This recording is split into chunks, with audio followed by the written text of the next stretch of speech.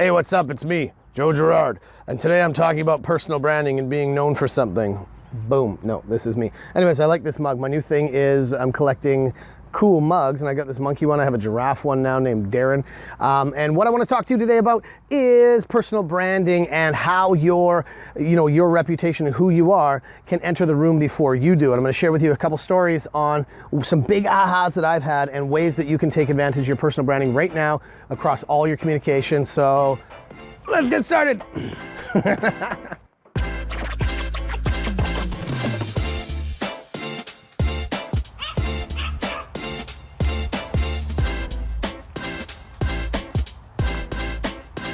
So to kick this off about personal branding, I want to share with you a story about how sort of I wrap my mind around personal branding. When I was younger, my background was in the for-profit education space. I worked for a college, and our job was essentially to sell students to come to school, take our programs.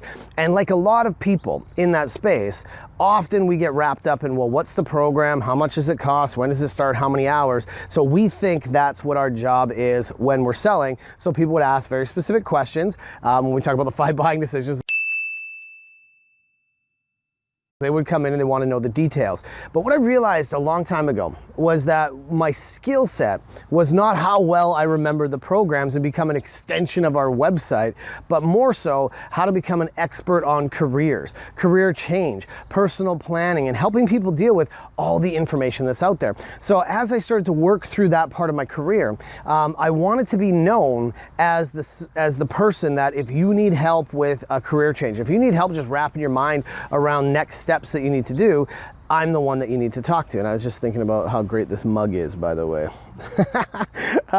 But I would say come and see me, because no matter whether you're coming to our school or not, whether you buy from me or not, I can probably help you wrap your mind around what's going on in your life and maybe help you with some direction.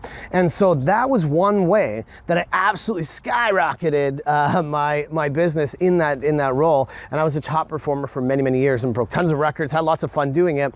And I now coach people on how to do that same thing in the admission space. But what it was is that rather than people saying, hey, do you have information about this program, I started to get really great referrals, or people saying, hey, are you Joe?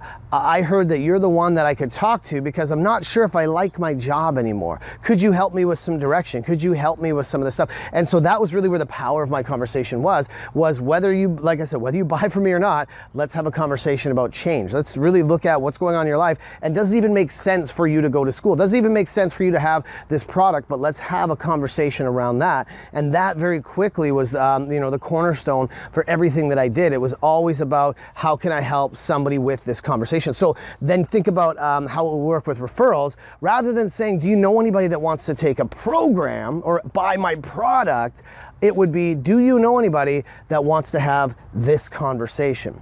So if I absolutely nailed my first conversation in that admissions interview, and they're like, wow, this was so helpful. You gave me such good feedback and insights, and I have now more clarity. Often they would buy our program because they're like, the next step is to do this, because we had lots of great offers for them, but the conversation is what mattered. At the end of those conversations, if it went that well, I would have no problem saying, well, do you know anybody else that would like to have this kind of a conversation? It was such an easy ask for introductions, not referrals to who would sign up for your program, but an easy ask for, do you know anybody that wants to do this discussion? And so now when I think about how we work, and it doesn't matter in education, any business, when we sell in stages, that's the first thing we're trying to sell, is sell the conversation, sell your ability to help people work through stuff. So that was my first big aha on the personal branding. I became known as the career change guy in our business, and it helped me get all these unsolicited referrals. It helped me get, non-competitive deals. People weren't even looking at other schools. And when we look at, when people are ready to buy, if you're waiting for those leads to just come in,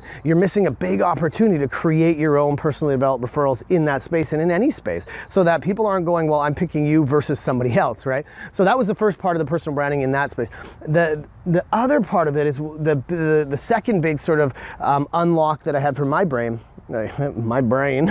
was when I started to realize, well, those conversations I was having were so valuable that if I had that as a regular job, just like doing that conversation as like a career coach, people would pay money for us. So what would they pay? Maybe $100, $200 to come in and do a session like that. And as soon as I switched my mindset to this has value, this conversation is worth money, that the time that I'm spending with somebody that they should pay for, all of a sudden the energy and how I sold the conversation, how I was booking appointments changed, who I was when I showed up in those meetings completely transformed. And I think within a few weeks, just that mental shift, I had the first person I was talking to on the phone to try and book an appointment with say, hey, I'd love to come see you and do that session. How much would it cost to come see you? And it absolutely rattled me to the core, because I'm thinking, you are now wanting to pay me to have you come to my office so I can sell you on our programs.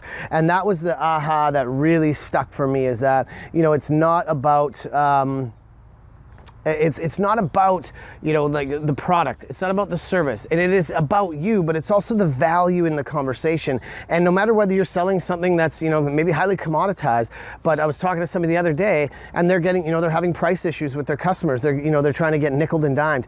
And I said, there's way more value that you're offering that you might not be communicating. You might be framing it wrong. And so that's one thing in terms of personal branding, and is how you structure those two things. Is, you know, are you selling the conversation effectively, and are you valuing that conversation in such a way that people would pay money to have you do that to them? Now, I never told people I was going to charge them for that, but they started to ask me, and it was kind of weird, and I don't believe in like the secret and everything like that. But I think, you know, just setting that intention about, you know, this is valuable, people could feel the value that I felt in that conversation. So those are two big things I did for my personal branding that really helped me wrap my mind around it. So if you're in admissions, or you're in a job where you're selling, you know, consultative type services, or you're booking people to come in and see you and go through options for programs or whatever it is, think about that. What would you do to establish yourself in that way? And now you can also then take that personal brand. Let's say for me, I was the career change expert guy. And what I would do then is, in all of my emails, I built a newsletter called Career Caffeine, where I would talk about career change, talk about all this stuff, so people knew that I was the ultimate resource in this space, so that I was the first person they should talk to, whether they were, you know, coming to our programs or not. So that was for me, and that's kind of echoed how I do things now. And I want you to think about, in your own personal brand, are you being known for something? And now let's talk about what that means. That personal brand is, what are you known for? And more importantly, what are you known for before you even show up in that room? So you want to build a reputation. You want to build a following. You want to build a process, a methodology, something where people go, ah, this is who they are, right? And to test how well your personal brand is going, I want you to go and talk to people that you know in your network and say, how would you introduce me? If you were to introduce me to somebody else, how would you introduce me? And if they give you an answer that's not what you think, then you need to do some work on establishing that brand and getting clear on who you are and what you offer. Now, this isn't just you know, like a 30-second pitch or a unique value proposition. This is about being able to say, this person does this thing uniquely. So for me, instead of saying, well, Joe was, you know, is the admissions guy at this college, it was, wow, Joe's the guy I talk to when I need help with career change, or pretty much any kind of change in my life. He can help us wrap our minds around all the stuff that's going on and what to do next. And that was really what my personal brand was. Now, the process around this with personal branding, once you've established who do you want to be, you know, what do you want to be known for, now the two things you have to do is, one, see how quickly you can be that personal brand in all the stuff that you're doing, and how consistently you can do that. So if, for example, if for me, when I wanted to be the career change expert, I wanted to make sure that people would say, when I talk to them, I say, well, do you know much about what I do? Here's what I can help you with. Here's what we're gonna cover. Here's where I think I can add the most value to you. And they go, oh, I get it. Then in all my emails, all my communication, I was consistent across all my personal branding. So if you want to nail this personal branding stuff, you gotta step back and say, what do I wanna be known for? Then you got to say, okay, how quickly can I just jump into that personality and that persona, and how consistently am I doing that? And if you can nail those things in personal branding across all of your social media, all of your networking, all of your stuff, very quickly, that will take on a life of its own. And then, of course, add that feedback loop where you're checking and saying, you know, am I correct to assume this is what I think people are saying? And you go ask people, how would you introduce me? If they're introducing you poorly, then it's up to you to make that switch.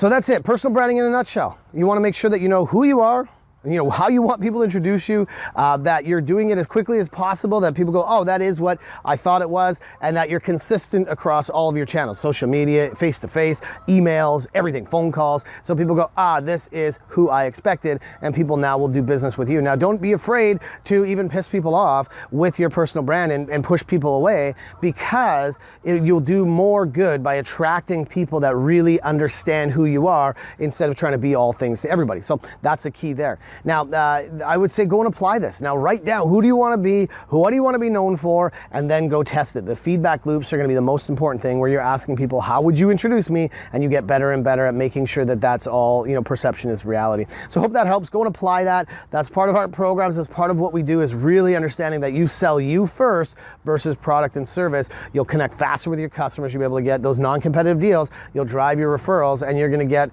that feeling of, you know what, you're doing something more than just your products or service. So hope that helps. Push your comments. Let us know what we can do for you, and we'll see you later. Hey, what's up? It's Joe, and today we're talking, hello, it's Joe Girard here, and today, without having to say, what do you do? So, no, that's not what it is. Rocks, get down here.